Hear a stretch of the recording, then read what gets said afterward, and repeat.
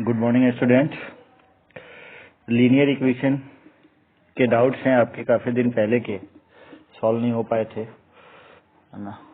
तो देख लेते हैं कि क्या क्या डाउट्स हैं आपके। Question number 5, a test has 50 questions, students score 1 marks for correct answer, -1/3 for wrong answer and -1/6 for not attempting a questions. If the net score of a student is 32, the number of question answered wrongly by the student can't be less than। ये question आपको एक बार बताया भी था मैंने class में, test लिया था तभी बताया था। तो इसमें अगर रॉन्ग आंसर आपके करेक्ट आंसर अगर मान लिया कि सी है, रॉन्ग आंसर अगर आपके डब्ल्यू है, तो नॉन अटेम्प्टिंग क्वेश्चन अगर की वैल्यू कितनी हो जाएगी? Total correct, total 50 minus correct plus wrong answer, not attempting हो जाएगा। ठीक है। अब अकॉर्डिंग टू क्वेश्चन है, according to question correct answer के लिए 1 मार्क्स है, तो अगर सी करेक्ट है तो सी मार्क्स हो जाएगा। रॉन्ग आंसर के लिए -1/3 मार्क्स है तो -W/3 हो जाएगा। और अनअटेम्प्टिंग के लिए क्या हो जाएगा? -50 माइनस सी प्लस W/6। और ये टोटल नेट स्कोर जो है वो कितना है? 32 है। ठीक है। इस तरीके से अगर मैं इसको सॉल्व करूं तो 6C minus 2W minus 50 plus C plus W is equal to 32 into 6 हो जाएगा। 6C प्लस C 7C हो जाएगा और -2W plus W minus W हो जाएगा। ये -50 इधर आकर के ऐड हो जाएगा, तो ये कितना हो जाएगा? 6 दूनी 12, 6 दूनी 12, 6 या 18, 19 और ये प्लस 50 कितना हो जाएगा? 142, सॉरी 242 हो जाएगा, हो जाएगा 242, 242। ठीक है। ये इक्वेशन बन गया 7C minus W is equal to 242। अब हमें बताना है कि रॉन्ग आंसर किससे कम नहीं हो सकता। तो ऑप्शंस पे चलते हैं, ऑप्शन की हिट्स पे चलते हैं। अगर रॉन्ग आंसर सबसे कम वैल्यू में अगर 3 लूं, तो अगर मैं सबसे कम वैल्यू 3 लूं तो 7C is equal to 242। C की वैल्यू अगर मैंने 3 ले लिया तो +3 हो जाएगा। ये कितना हो जाएगा? 245। 245 यानी कि C की वैल्यू 7×1 7×5 करेक्ट आंसर 35। तो हमने करेक्ट ले लिया, करेक्ट आ गया 35, रॉन्ग आ गया कितना? 3। तो नॉट अटेम्प्टिंग कितना आ जाएगा? 50 minus 35 plus 3 is equal to कितना हो जाएगा? 38 यानी कि 12। ये 38 हो जाएगा, माइनस कर लेंगे 50 में से 12 हो जाएगा। अब देखिए तो 35 अगर करेक्ट आंसर है तो 35 मार्क्स, रॉन्ग आंसर अगर 3 है तो 1 डिडक्ट होगा। 12 अगर नॉट अटेम्प्टिंग है तो कितना हो जाएगा? -2 हो जाएगा। ये दे देगा कितना? 32 स्कोर हो जाएगा। अब अगर 3 से कम नॉट अटेम्प्टिंग करते हैं तो ये वैल्यू इसको सेटिस्फाई ही नहीं करेगा। जैसे 3 से कम करेंगे तो ये वाली वैल्यू भी फ्रैक्शन में आ जाएगा, ये वाला मार्क्स भी, रॉन्ग आंसर वाला मार्क्स भी फ्रैक्शन में आ जाएगा और ये वाला मार्क्स भी फ्रैक्शन में आ जाएगा। तो ये इसको सेटिस्फाई नहीं करेगा 3 से कम की कोई भी वैल्यू। ठीक है। नेक्स्ट क्वेश्चन पे चलते हैं। A 3-digit number ABC is 459 more than the sum of its digit. अब 3-digit नंबर है कोई, 3-digit नंबर ABC कोई नंबर है, ABC 3 डिजिट नंबर है, तो इसको एक्सपेंड कैसे करेंगे? 100A plus 10B plus C। ये हो गया 3 डिजिट नंबर का एक्सपेंडेड फॉर्म। और ये 3 डिजिट नंबर जो है वो कितने, इनके डिजिट के एडिशन से 459 ज्यादा है। डिजिट का एडिशन यानी कि A plus B plus C plus 459। ये हो गया हमारा question.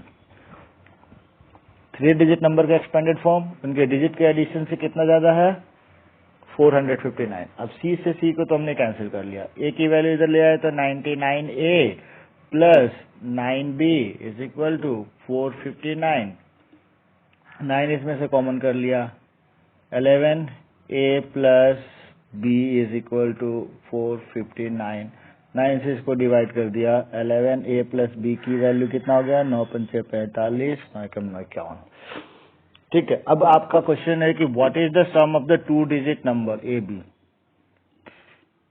2 digit number A B का एक्सपेंडेड फॉर्म क्या होगा, 10a plus b। 2 digit number A B का एक्सपेंडेड फॉर्म लिख लिया हमने यहाँ पे, एंड 1 डिजिट नंबर ए, तो 1 डिजिट नंबर ए का एडिशन 11a प्लस b आ गया। बस 11a प्लस b की वैल्यू कितनी है, 51 है, तो आंसर आपका क्या हो गया, 51 हो गया। जो हमें निकालना था 2 digit number plus 1 digit, 2 digit number A B plus 1 digit number A का एडिशन निकालना था। 11a प्लस बी आया, 11a प्लस बी हमारे पहले ही मिल चुका था। चलिए नेक्स्ट क्वेश्चन पे चलते हैं। If the length of the side of a triangle इतना इतना एंड इतना, if the triangle is equilateral then the length of its side is. अब देखिए ये इक्विलेटरल ट्रायंगल है, ये जिसके भी डाउट्स हैं बहुत वो पुअर कैंडिडेट है ना। अगर ये इक्विलेटरल ट्रायंगल के साइड्स हैं, तीनों साइड्स का इक्वेशन दे रखा है, तीनों साइड का एक्सप्रेशन के फॉर्म में दे रखा है, तो दो साइड को इक्वल रख करके एक इक्वेशन बनाएंगे, फिर दो साइड को इक्वल रख करके एक इक्वेशन बनाएंगे। जैसे अगर हमने लिख लिया 3x plus 2y side of equilateral triangle है, एंड 4x प्लस 4/3y ये भी साइड ऑफ इक्विलेटरल ट्रायंगल है, तो ये इक्वल होगा, इससे एक इक्वेशन फॉर्म हो गया। 4x माइनस 3x x हो जाएगा, ये वाली वैल्यू इधर आएगा तो माइनस हो जाएगा 2y minus 4/3y, 6 minus 4 2y/3, यानी कि 3x is equal to 2y। एक इक्वेशन बन गया। फिर से हम ऐसे ही किसी दूसरे को ले लेते हैं, तो हम फिर से 3x plus 2y is equal to ये वाला वैल्यू ले लेते हैं 3 इंटू एक्स प्लस 1, यानी कि 3x plus 3 plus 3/2y minus 3/2। अब 3x से तो 3x कैंसिल हो गया, 2y माइनस 2y माइनस ये 2y है, ये 1.5y है, तो हाफ y हो जाएगा। 2y माइनस 1.5y तो हाफ y हो गया। अब 3 माइनस 1.5 तो 1.5 हो गया। 1.5 का मतलब 3/2 हो गया। 2 से 2 कैंसिल हो गया, y की वैल्यू 3 आ गया। जैसे ही y की वैल्यू 3 आया, x की वैल्यू क्या आ जाएगा भाई, 2 आ जाएगा इक्वेशन फर्स्ट से। अब x और y मिल गया, तो क्या कह रहा है कि लेंथ ऑफ द साइड, तो लेंथ ऑफ द साइड यहाँ पे रख दो पहले वाले में ही।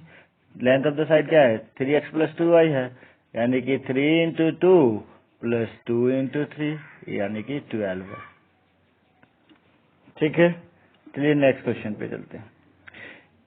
P, P is the solution of the system of equation इतना एंड इतना, A not equal to B, then which of the following must be true, P and P। तो P और P इसका अगर सोल्यूशन है तो इसको सेटिस्फाई करेगा। अब इस पहले वाले इक्वेशन को अगर मैं सेटिस्फाई कर रहा हूं तो AP plus BP is equal to S minus T, ये S माइनस टी को राइट साइड में ले गया, T माइनस S को राइट साइड में ले गया, S माइनस टी हो गया।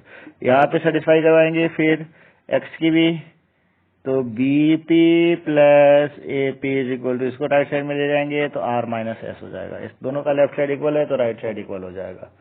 S minus T is equal to R minus S, 2S is equal to R plus T answer हो जाएगा। 2S is equal to R plus T answer हो जाएगा। चलिए नेक्स्ट क्वेश्चन पे चलते हैं।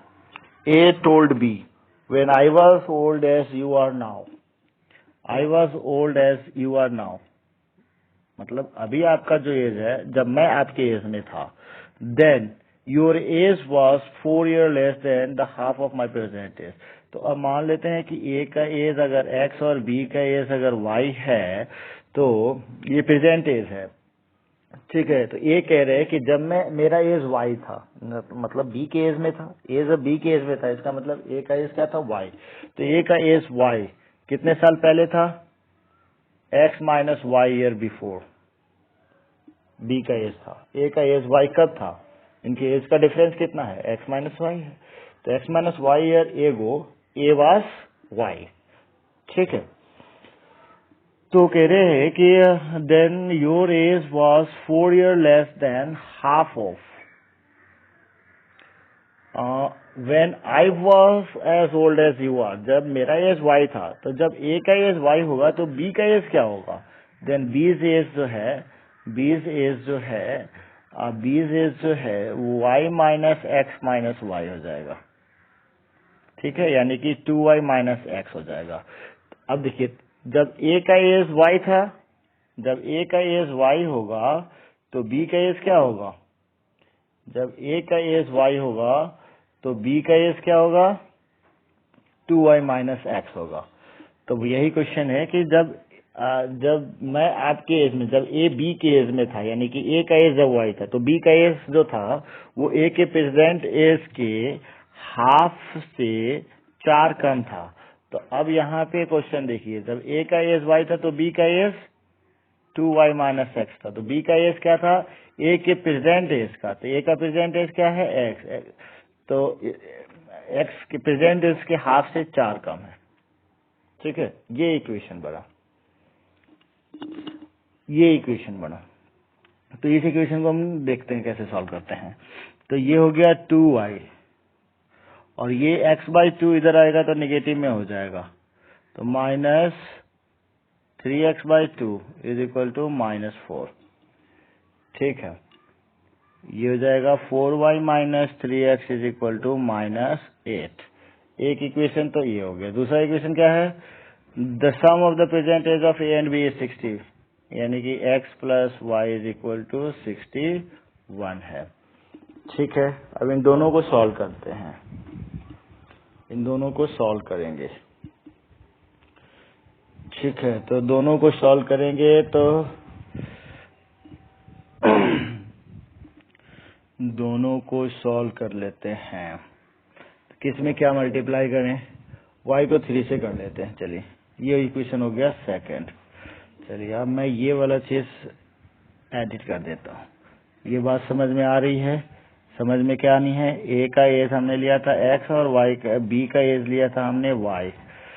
एज का डिफरेंस कितना था, x माइनस वाई, ठीक है। ये हमारे पास बन गया इक्वेशन। अब मैं इक्वेशन सेकंड को 3 से मल्टीप्लाई करके ऐड कर दूं, यानी कि फर्स्ट प्लस सेकंड इंटू 3, तो रिजल्ट क्या आएगा, 4y minus 3x equal to minus 8 and 3x plus 3y is equal to 18। हमने क्या करना है, ऐड करना है, x कैंसिल, 7y की वैल्यू इसमें से माइनस करेंगे 175 आएगा, एंड y की वैल्यू क्या हो जाएगा 25। एज किसकी निकालनी है, then b is present age, b की वैल्यू y, तो 25 ईयर आंसर हो जाएगा, ठीक है। नेक्स्ट पे चलते हैं। Dheeraj has twice as many sister as he has brother. Dheeraj के पास जितनी उसकी सिस्टर्स ब्रदर्स है उसका डबल सिस्टर है। इफ दीपा, धीरज सिस्टर, दीपा जो धीरज की सिस्टर है, has the same number of brothers she has sister. Brother और सिस्टर दोनों इक्वल हैं, किसके पास, दीपा के पास। Then how many brother and brother does Deepa have. तो मान लेते हैं कि इस फैमिली में नंबर ऑफ बॉयज अगर x है और गर्ल्स की संख्या जो है y मान लिया हमने। अब देखिए, धीरज इस बॉयज में शामिल है और दीपा कौन से, गर्ल्स में शामिल है। अब क्वेश्चन में कह रहा है कि Dheeraj has twice as many sister as he has brother. अब धीरज के पास जितने ब्रदर्स हैं उसकी डबल उसकी सिस्टर हैं। तो धीरज के पास ब्रदर्स कितने होंगे, एक तो धीरज इसमें से, मान लो कि धीरज 3 भाई है, तो एबीसी है ना। तो धीरज का नाम अगर डी है तो BCD अगर धीरज है तो 3 ब्रदर है। तो डी के पास कितने भाई हुए, 2 भाई, कौन, बी और सी। तो धीरज के पास कितने ब्रदर होंगे, x माइनस 1, क्योंकि धीरज इसमें शामिल नहीं रहेगा ना, नंबर ऑफ ब्रदर्स में धीरज शामिल तो नहीं रहेगा। तो धीरज के पास अगर 3 भाई है, धीरज 3 भाई अगर है तो धीरज के भाई कितने हुए? 2 भाई हुए। धीरज आपस में 3 भाई हैं, जैसे मेरे 3 भाई हैं ए और B, A B C 3 brothers हैं, तो ए के पास कितने ब्रदर्स हुए? बी और सी 2 ही हुए ना। तो धीरज के पास कितने ब्रदर्स हुए? x minus 1। और धीरज के पास गर्ल्स कितने हुए? सिस्टर कितनी हुई? y, क्योंकि नंबर ऑफ गर्ल्स कितने हैं? y है। तो अब number of brothers, number of sisters जो है वो twice of number of brothers है। तो हम ब्रदर को डबल करके इक्वल बना ले। ठीक है, बात समझ में आ गई। धीरज को हमने लिया है तो धीरज के लिए तो यहाँ से बॉयज में से हमने 1 माइनस कर लिया, क्योंकि धीरज की बात चल रही है, रिलेशन हमें धीरज से बनाना है। तो धीरज के पास कितने ब्रदर्स हैं? x minus 1। और धीरज के पास सिस्टर्स कितनी है? y। ठीक है, अब नंबर ऑफ ब्रदर्स जो है वो हाफ है नंबर ऑफ सिस्टर्स के, तो ब्रदर्स को मैंने ट्वाइस कर लिया, यानी कि 2x minus Y is equal to 2। एक इक्वेशन बन गया। दूसरा इक्वेशन क्या है? दूसरा इक्वेशन क्या देगा? दीपा जो धीरज की सिस्टर है, नंबर ऑफ ब्रदर और नंबर ऑफ गर्ल्स दोनों, नंबर ऑफ सिस्टर और नंबर ऑफ ब्रदर दोनों इक्वल है दीपा के पास। तो दीपा गर्ल्स में शामिल है, तो नंबर ऑफ सिस्टर कितनी होंगी दीपा के पास? अगेन दीपा के पास नंबर ऑफ सिस्टर्स कितनी होंगी? y minus 1। और नंबर ऑफ ब्रदर्स कितने होंगे? x। तो ये हो गए दोनों इक्वल, यानी कि यहाँ से x माइनस वाई की वैल्यू -1 आ रहा है। ये इक्वेशन हो गया सेकंड। अब इन दोनों इक्वेशन में से, इक्वेशन फर्स्ट में से सेकंड को अगर मैं माइनस कर लूं, फर्स्ट में से सेकंड को माइनस कर लिया, लो माइनस करेंगे साइन चेंज हो जाएगा, ये वाला वैल्यू कैंसिल हो जाएगा, ये x की वैल्यू कितना हो जाएगा? 3। नंबर ऑफ ब्रदर्स कितने हो गए? 3 हो गए। हमें क्या बताना है? Then how many brothers does Deepa have? Deepa के पास कितने ब्रदर्स हैं? 3 ब्रदर्स हैं। ठीक है, नेक्स्ट क्वेश्चन देखिए। The demand for fertiliser product is given by इतना। ये डिमांड है, ये वाला डिमांड है, और ये वाला सप्लाई डिटरमाइंड बाय, ये 2 बार कुछ ऐड हुआ है, 3 बार कुछ ऐड हुआ है। ठीक है, चलिए यहीं तक है, ये नहीं होता। हाँ, where P and Q denote the price of the commodity and Q is the number of unit of the fertilizer product supplied. If a man want to buy Q unit of the fertilizer, तो सबसे पहले हमें इस P और Q की value निकालनी पड़ेगी। P और Q की वैल्यू निकालने के लिए इक्वेशन इसको बना लेते हैं, इक्वेशन फर्स्ट, इसको बना लेते हैं equation second. First minus second करेंगे, P कैंसिल हो जाएगा, साइन चेंज हो जाएगा, तो 7Q इज इक्वल टू 14 आ जाएगा, एंड Q की वैल्यू 2 आ जाएगा। Q की वैल्यू 2 आती है, हम P की वैल्यू आसानी से निकाल लेंगे। 7 + 4 11 हो गया। दोनों इक्वेशन को सॉल्व करके हमने P और Q की वैल्यू निकाल लिया। अब कह रहे हैं कि Q यूनिट फर्टिलाइजर प्रोडक्ट्स का अमाउंट पूछ रहा है, अमाउंट पेड कितना करेंगे। तो Q यूनिट फर्टिलाइजर है, तो हमें इस इक्वेशन में Q की जगह पे क्या, P की जगह पे 11, P minus 2Q is equal to 7 है, तो 11 माइनस क्या है?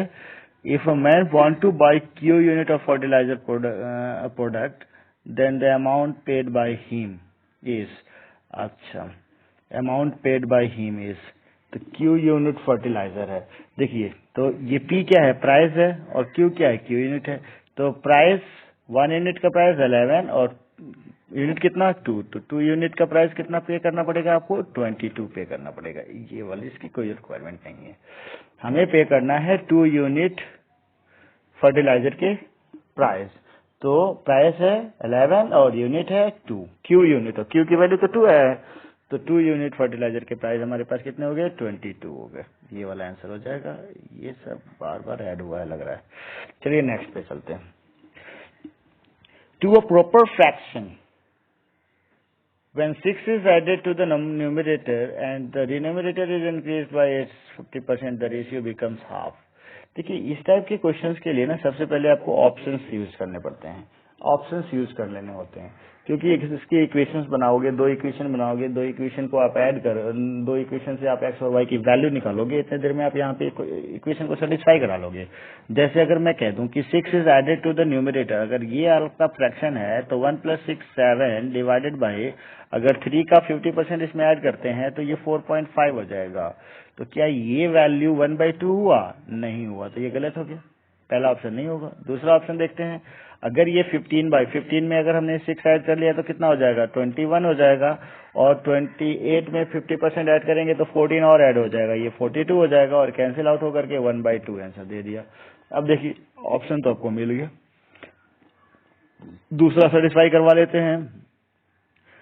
मल्टीप्लाइड बाई 4 यानी कि 15 इंटू 4, ये 15 into 4 and the denominator is reduced by 8 यानी कि 20 हो जाएगा। देन द फ्रैक्शन बिकम्स 3, 15 चुके 60/20, 3 हो गया। आंसर आपका सही है।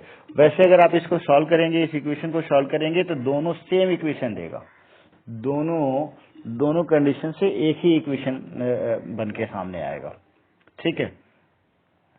तो उससे आप रिजल्ट नहीं निकाल पाएंगे। चलिए नेक्स्ट क्वेश्चन पे चलते हैं। At the first stop on his route, a driver unloaded 2/5 of the package in his van. After the unloaded another 3 packages at his next stop, half of the original number of the packages remained. तो how many packages were in the van before the first delivery? मान लेते हैं कि van में total number of package कितने हैं? x है। x package को अगर आपने 2/5 डिलीवर कर दिया तो रिमाइंडर कितना बचा? इसका 3/5 रिमाइंडर बच गया। 2/5 तो आपने डिलीवर कर दिया तो बचा कितना? 3/5 रिमाइंडर बचा। 3/5 में से फिर से आपने 3 और पैकेट डिलीवर कर दिया, तो जब 3 और पैकेट डिलीवर कर देंगे तो रिमाइंडर आपके पास कितना बचेगा? हाफ बचा है। Half of the original number of the package remain, यानी कि ओरिजिनल x था, x का हाफ बच गया, x का हाफ बच गया। तो 3x - 15, 3x - 15/5 is equal to x/2। ठीक है, अब इसको सॉल्व कर लेते हैं। 6x - 30 is equal to 5x and x is equal to 30। Number of packet कितने हैं ओरिजिनली? 30 पैकेट है। चलिए नेक्स्ट पेज पे चलते हैं। The pair of equation 3 to the power x plus y is equal to 81। अब देखिए इसे पावर के फॉर्म में लिखा हुआ है, तो पावर के फॉर्म में लिखा हुआ है तो 3 पे पावर x प्लस y जो लिखा हुआ है उसको अगर मैं 3 पे पावर 4 लिखूं, 3 पे पावर 4 लिख दूं तो x प्लस y की वैल्यू क्या आ जाएगा? 4 आ जाएगा। एक इक्वेशन बन गया। अब वैसे ही 81 पे पावर x माइनस y है, तो 81 को मैं 3 पे पावर 4 का whole power x minus y लिखूंगा और यहाँ पे 3 पे पावर 1 लिखूंगा। अब यहाँ से x माइनस वाई की वैल्यू क्या आ जाएगा? 1/4 आ जाएगा। इन दोनों इक्वेशन को अगर मैं सॉल्व करूं, दोनों को ऐड कर दूंगा तो y से y कैंसिल, 2x की वैल्यू 4 + 1/4 यानी कि 17/4 हो गया, यानी x इज इक्वल टू 17/8 हो गया, यानी कि 2 होल 1/8। 2 होल 1/8 एक ही ऑप्शन में है, डी ऑप्शन में। ठीक है, तो ये आंसर हो गया। x की वैल्यू निकल गया तो y की वैल्यू भी आप आसानी से निकाल लेंगे। चलिए नेक्स्ट पेज पे चलते हैं। If the numerator and denominator of a fraction are each increased by 4, the fraction becomes 2 and the numerator and denominator of the same fraction are each decreased by 6, the fraction becomes 12। बस जी। तो अब यहाँ पे देखिए fraction अगर आपका क्या है, x और y ले लिया हमने, फ्रैक्शन x/y ले लिया।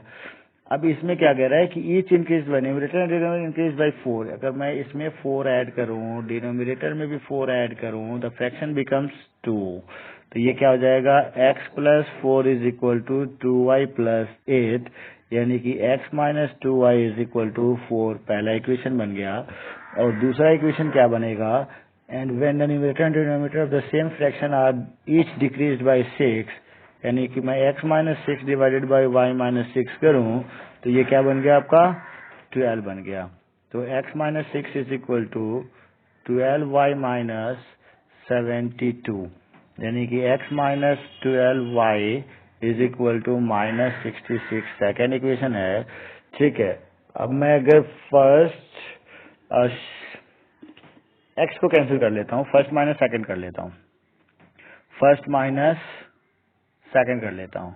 फर्स्ट माइनस सेकंड कर लेता हूँ। तो x minus 2y is equal to 4, x minus 12y is equal to minus 66, minus करेंगे ये प्लस हो जाएगा, ये भी प्लस हो जाएगा, ये कैंसिल हो जाएगा और ये हो जाएगा 10y is equal to 70, then y is equal to 7। y की वैल्यू जैसे ही 7 आया, x की वैल्यू कितनी हो जाएगी? 7 दूना 14 और 4 18 हो जाएगी। ठीक है, 18 और 7 x प्लस वाई की value, sum of the numerator and denominator, 18 और 7 25 आंसर हो जाएगा। ठीक है, नेक्स्ट पे चलिए। There were 35 students in the hostel. If the number of students increased by 7, the expenses of the mess increased by 42 per day, while the average expenditure per head diminished by 1.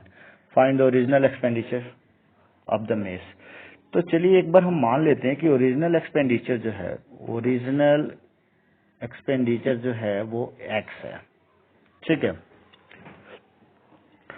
और 35 तो दे रखा है student, number of student 35 दे रखा है, तो average कितना हो जाएगा? Total expenditure divided by number of student, ये हो गया हमारा एवरेज। अब कह रहा है कि जब 7 स्टूडेंट, इसमें कितने स्टूडेंट?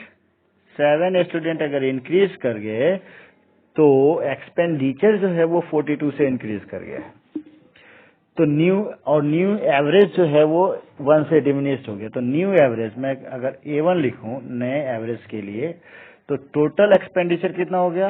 एक्सपेंडिचर बढ़ गया है 42 से और स्टूडेंट बढ़ गए हैं 7 से, तो ये हो गया 42। ठीक है, और A1 और A में क्या डिफरेंस है? A1 जो है 1 कम है, एक डिमिनिश्ड हो गया। ठीक है, तो मैं ऐसा कर लूंगा x/35 जो एवरेज है, इसमें से अगर मैं x प्लस 42/42 करूं तो रिमाइंडर आपके डिफरेंस का क्या आ जाएगा? 1, क्योंकि दोनों एवरेज में डिफरेंस कितने का है? 1 का है। ये वाला 1 से डिमिनिश हो गया है, 1 एक कम हो गया है, तो हमने इसको सब्ट्रैक्ट करके 1 लिख लिया। अब देखिए, अगर मैं इसको करूं x/35 minus x/42 minus 1 is equal to 1, ये 1 उधर जाकर के 2 हो जाएगा और इसका एलसीएम हो जाएगा 7 × 5 = 35, 7 5 और 7 6 42, 7 6 42, 210, 6 5 30 321, 210 हो जाएगा। तो 35, 7 5 जा तो 6, तो ये हो जाएगा 6, 7 6 42 तो 5x इज इक्वल टू ये वाला वैल्यू इधर आकर के 2 हो गया है। ठीक है, तो x की वैल्यू हो जाएगा 420। x क्या है? ओरिजिनल एक्सपेंडिचर है, तो find the original expenditure of the mess 420। ठीक है, चलिए अब नेक्स्ट क्वेश्चन पे चलते हैं। इसी में है नेक्स्ट क्वेश्चन, तो इसी पेज पे ऐड है। तो इस क्वेश्चन को तो अगर आपने नहीं किया है तो फिर क्या किया? तो एनसीईआरटी के क्वेश्चंस हैं। ए की वैल्यू दे रखा है, बी की वैल्यू दे रखा है, सी की वैल्यू दे रखा है, एक इक्वेशन दे रखा है। एक equation 4x minus Y is equal to 10 दे रखा है। दूसरा इक्वेशन कहाँ से बनेगा? Angle A plus B plus C, angle A plus angle B plus angle C is equal to 180, यानी x plus y plus 20 is equal to 180, यानी x plus 2y is equal to 160। x plus 2y की value 160 आ गया, और यहाँ पे 4x minus Y है। इस equation में अगर मैं 2 से मल्टीप्लाई कर लूँ, 2 से मल्टीप्लाई करके इसमें से सब्ट्रैक्ट कर लूँ, तो इसमें से 2 से मल्टीप्लाई करेंगे तो 8x हो जाएगा और माइनस 2y हो जाएगा और 10 हो जाएगा। डिफरेंस से मैं तो ऐड कर लेंगे। इक्वेशन क्या किया हमने? फर्स्ट इंटू 2 प्लस सेकेंड कर दिया। फर्स्ट को 2 से मल्टीप्लाई करके यहाँ लिख लिया और सेकेंड में ऐड कर दिया। ठीक है, ये कैंसिल हो जाएगा, ये 9x की वैल्यू कितनी हो जाएगी? और 2 से मल्टीप्लाई करेंगे तो ये वाला वैल्यू 20 हो जाएगा और ये हो जाएगा 180, एंड x की वैल्यू 20। x की वैल्यू 20 मिलते ही y की वैल्यू निकाल लेते हैं हम यहाँ से। y की वैल्यू कितनी हो जाएगा? 70। 80 माइनस 10 70। दो एंगल मिलकर के ए और बी मिलकर के 70 है, तो सी कितना है? सीधा 20 प्लस 70 90। तो कैसा ट्रायंगल है? राइट एंगल ट्रायंगल है। ठीक है, चलिए next question. If the straight line this and this are concurrent, then the straight line this passes through. देखिए ये क्वेश्चन बढ़िया क्वेश्चन है, ये मुझे कहीं से मिला था इसलिए मैंने यहाँ पे लिख दिया हुआ। ठीक है, कह रहा है कि तीन स्ट्रेट लाइन है, ये 1 2 और 3, ये तीनों क्या है? कंकरेंट है। कंकरेंट क्या होता है कि तीन लाइन, अगर तीन लाइन हो और तीनों किसी सिंगल पॉइंट से होके पास हो रहा हो, तो ये तीनों लाइन कंकरेंट लाइन होते हैं। और ये पॉइंट जो होती है वो पॉइंट ऑफ कंकरेंसी होती है। ये जो पॉइंट है ये पॉइंट ऑफ कंकरेंसी है। ठीक है, अब तीनों लाइन का एक इक्वेशन है, तीनों लाइन का इक्वेशन है। चलिए मैंने पहले वाले का इक्वेशन लिख देता हूँ, ये x plus 2y is equal to 9 है। दूसरे वाले का इक्वेशन लिख देता हूँ, 3x plus 5y is equal to 5 है। और इसको लिख देता हूँ ax plus by plus 1 equal to 0, ये तीसरा इक्वेशन है। अब ये दोनों इक्वेशन जो है इस सिंगल पॉइंट से होकर पास हो रहा है, यानी कि ये पॉइंट जो है इन दोनों इक्वेशन का सोल्यूशन है। इन दोनों को सॉल्व करके x और y की वैल्यू निकाल लेंगे। तो ये क्या था? x प्लस 2y था, x plus 2y, x plus 2y, x plus 2y is equal to 9 है। ठीक है, इज इक्वल टू 9 है। चलिए ठीक है, तो हम दोनों को सॉल्व कर लेते हैं। ठीक है, पहले ये इसको इक्वेशन फर्स्ट, ये वाला फर्स्ट इक्वेशन हो गया और ये वाला सेकंड इक्वेशन हो गया। तो हमें सेकंड इक्वेशन को 3 से मल्टीप्लाई करके सबट्रैक्ट कर लेना है। फर्स्ट ऐसा लिख देता हूँ, first minus second into 3, first minus second into 3।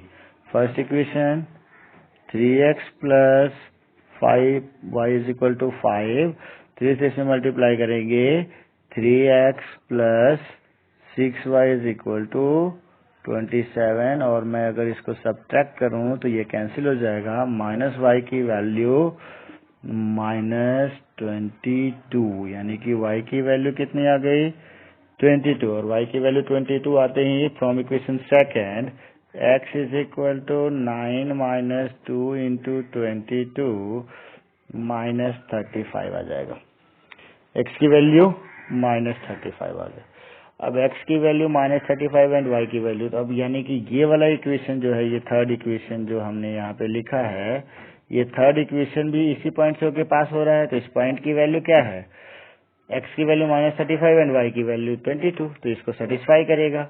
यानी x की माइनस 35a, x की जगह पे मैंने लिख लिया minus 35 plus 22b plus 1 equal to 0।